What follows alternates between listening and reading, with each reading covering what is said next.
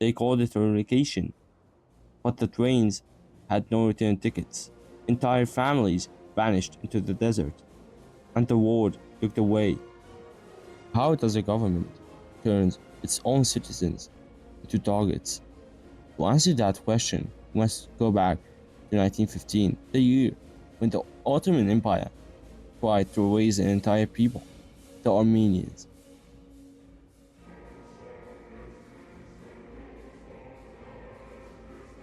Before World War I, Armenians were merchants, teachers, farmers, part of the empire for centuries.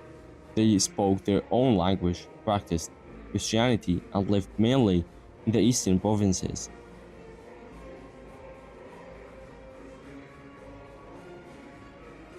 When war broke out in 1914, the empire's leaders feared collapse. They began to see Armenians as a fifth column, potential allies of Russia, and fear turned into a plan. In April 1915, arrests began. Armenian intellectuals and community leaders in Constantinople were rounded up. Most were never seen again. Then came the deportations. Men separated from their families, women and children forced to march hundreds of miles south toward the Syrian desert. Food scarce, water scarce, hope even scarcer. Some say it was wartime, it was war chaos.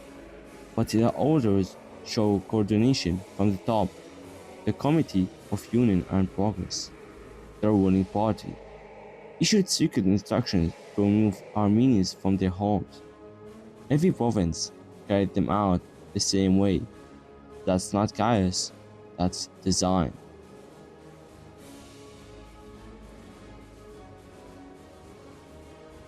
Paperwork and bureaucracy replaced swords, pyramids, conveys, waters.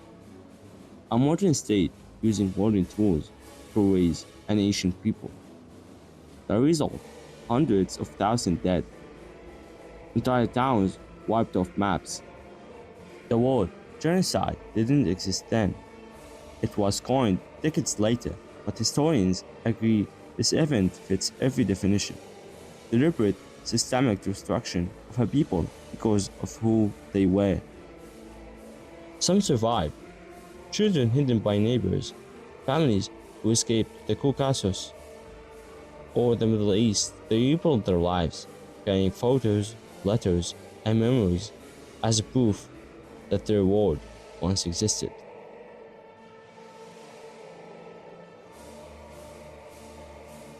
After the war, the new Turkish state united happened.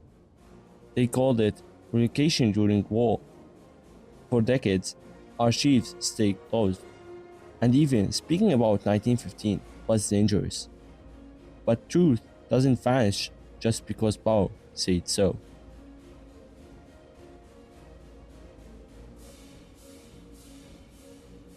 Over time, scholars, journalists, and survivors forced the world to face the record.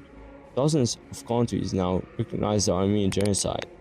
Recognition does not bring back the dead, but it honors the living who never stopped telling the story.